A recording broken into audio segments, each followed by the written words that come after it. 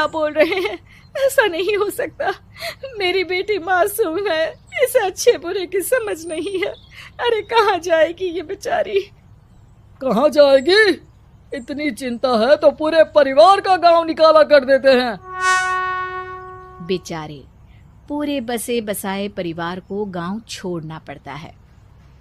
चाहे जो हो, अगर बेटियों को कंट्रोल नहीं कर सकते तो गांव में रहने का कोई मतलब नहीं है। यहाँ औरतों को दब कर रहना होगा। कोई भी अपने हिसाब से कुछ नहीं कर सकता, सब ईश्वर की मर्जी से ही होगा। तभी गांव का एक आदमी दौड़ा दौड़ा आता है। सरपंच साहब, जमींदार साहब, वो कालिया है ना, उसकी बेटी पढ़ने के लिए शहर जा रही है। अच्छा, ये कब हो गया? और कालिया की हिम्मत कैसे हो गई ऐसा करने की? लेकर आओ उसे और उसकी बेटी को। बस फिर क्या था, हाजिर हो जाते हैं कालिया और उसकी बेटी सरपंच के सामने। और कालिया, ये क्या सुनने में आ रहा है?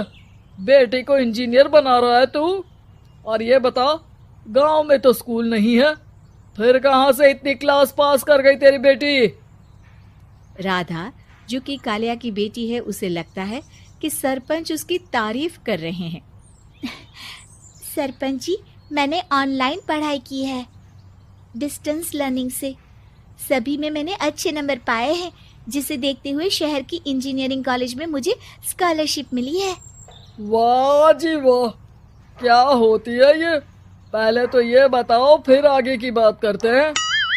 पूरा गांव राधा की बात सुन रहा था और राधा बोलती जा रही थी। तो ऐसे मैं फ्री में एक अच्छी शिक्षा लेकर गांव में जो कुछ परेशानियां हैं, जैसे बिजली, पानी और इंटरनेट जैसी समस्याओं के लिए काम करूंगी।